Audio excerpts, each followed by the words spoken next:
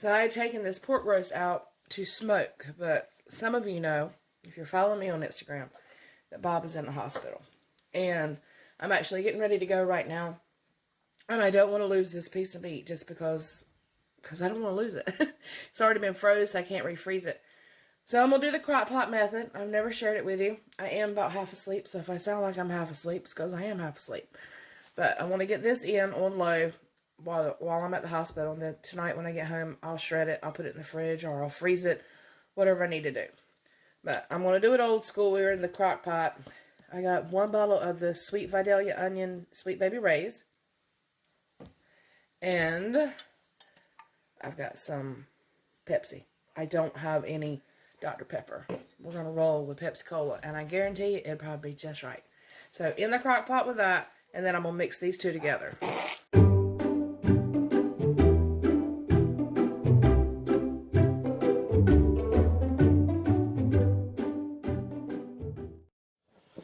Pour this right on top of that roast.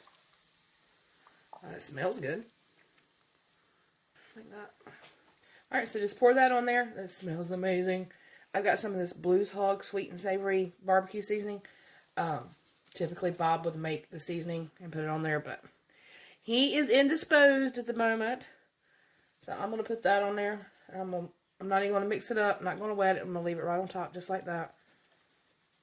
And then in the crock pot on low, 7 to 8 hours. So I'll see y'all tonight. Alright, so I've been going all day long. The lid has not come off of this bad boy. And I want you to see right here. It's hot. Woo! There's that bone. Come right on out. Get that meat from around it. I don't want to waste every bit of it. I am going to freeze some of this, but there's the bone. And that's what you want. Now I'm just going to chop all this up. Alright, so here's some of that George's Carolina Barbecue, Eastern North Carolina Barbecue Sauce that I showed you in a grocery haul. Well, this is not the same bottle, but I'm putting probably about a cup in that. And then I'm just going to give it a twist. And you can use any barbecue sauce you like. It doesn't have to be Eastern North Carolina barbecue sauce, even though it should be. I'm just saying, y'all, that vinegar base is the best. Alright, I got these Southwest style pinto beans. It says heat and eat, and that's what we're going to do. I'm going to warm these up really quick, put a little bit of barbecue on it, and that is dinner for one tonight.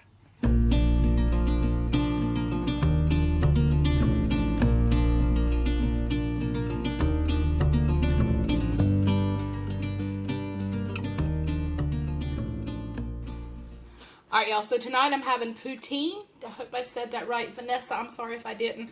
But this is what I'm having. Apparently, it is a really big deal in Canada.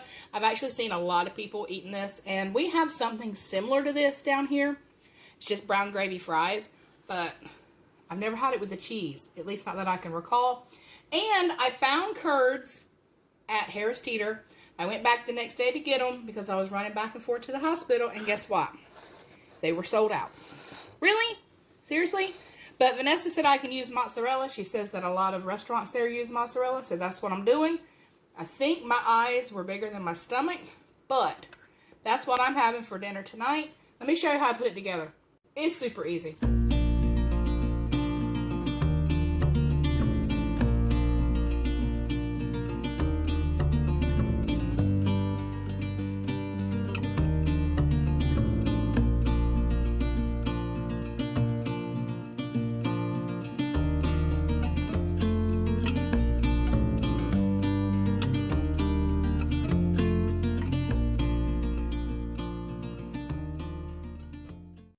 That was easy.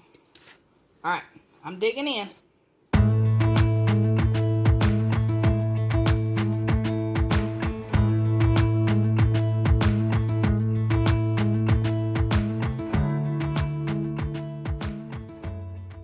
Alright, so let me show you the pasta that I'm using. I am using bucatini, which I have used many times in the past. It's a thicker pasta, and it actually has a hole down the center. Just holds that sauce really good. Of course, the sauce is... Whew, love it. Anyway, I got some water on here. Typically, I wouldn't show you this part, but I want to tell you something that I learned, probably about a month or more ago, after all these years of cooking. Don't oil your water. Some of you might know that and some of you might not, but don't put any oil in the water. It actually keeps sauce from adhering to your noodles. Who knew that? Yes, it keeps them from sticking together. They won't stick together, but they also won't have sauce stick to them the way they properly should. So, I salt my water. I like to use like a sea salt or anything such as that, but salt the water to flavor up the pasta a little bit. Just make sure when you put the pasta in there, it's a roaring boil, like that, and you should be good to go. Alright, this won't take but a few minutes.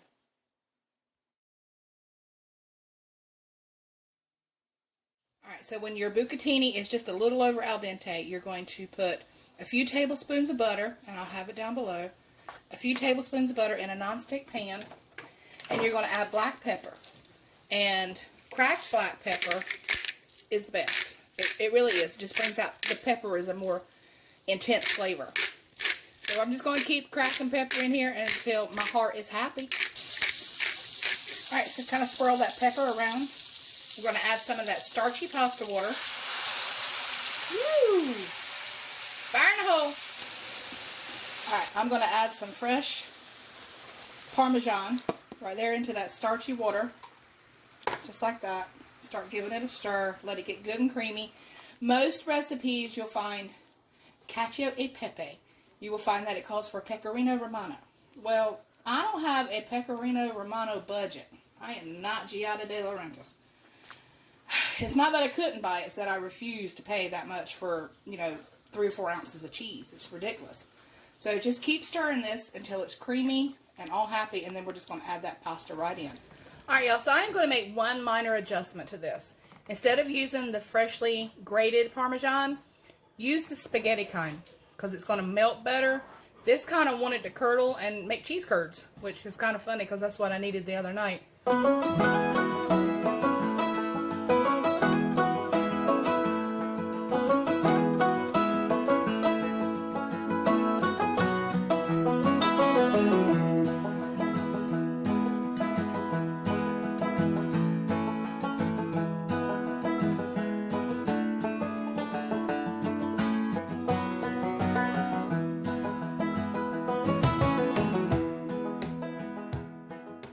I'm going to add some of the adobo badilla with the cilantro and lime. Link down below. Just a little bit. And now I'm going to add some cilantro leaves. You can use fresh. I just don't have any on hand, and I like a lot. And then a little bit of salt, just a little. And I use the light salt when I'm cooking for myself like that. And the juice of, not that one, the juice of half a lime. Ooh, a lot of juice in that one. Use my muscles. I don't even use my little, need my little contraption. And I'm just going to fold this in together. Alright, so I'm just going to stuff them. Add a little beans, a little cheese, a little beans, a little cheese. You know the drill.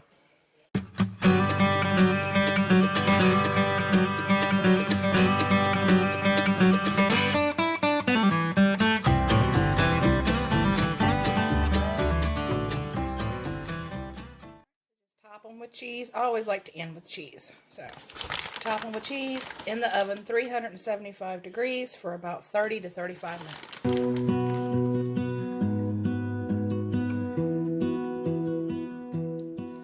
Okay, y'all, so I like to add a little bit of ranch dressing to mine. That is 100% optional. Just showing you what I do. And that is all that I'm having for dinner tonight.